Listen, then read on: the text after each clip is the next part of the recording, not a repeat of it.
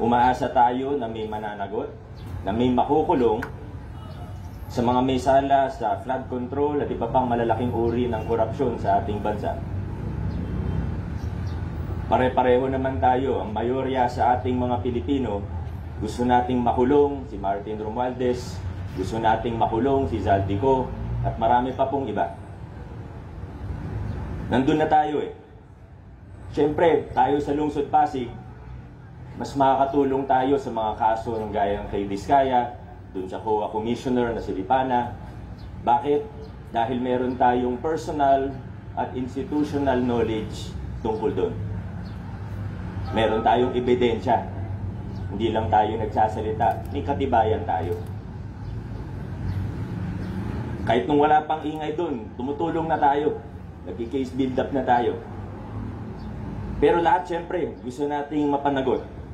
Nakita natin kung gaano kalawak na yung pinag-uusapan nating korupsyon. Hindi bago, pero at least ngayon kita na ng taong bayan kung ano ba talagang totoong nangyayari. Galit ang tao. Kaso itong problema, pagkatapos ng lahat ng ito, pagtahimik na ulit, pagkalmado na ulit, anong mangyayari? Saan tayo pupulutin pagkatapos ng lahat ng ito? Nagkaroon na ng 2 people power dahil sa korupsyon. May nakunbit ng dating Pangulo dahil sa plunder. Di na ba natin naalala? Nakalimutan na ba natin? Pero ano nangyari pagkatapos nun? Maaaring meron naman kahit papano. May nagbago naman siguro kahit papano. Pero di may kakaila na laganap pa rin ang korupsyon. Sabi ng marami, sentimento ng maraming Pilipino para bang lumala pa ito. Mga Pasigenyo, walang shortcut dito. Kailangan nating unti-unting baguhin ang sistema at kultura ng paggugoberno sa ating bayan.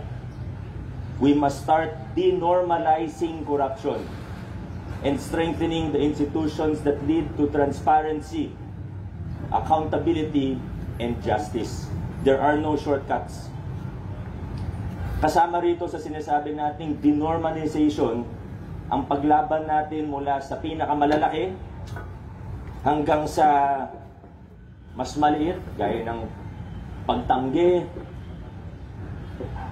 sa pagbibigay o pagtanggap ng suhol. Pati yung mga akala nating maliliit lang na bagay, yung nakasama na sa kultura natin. Halimbawa, yung pagbibigyan natin parati ang ating kaibigan dahil malapit sa atin, pagbibigyan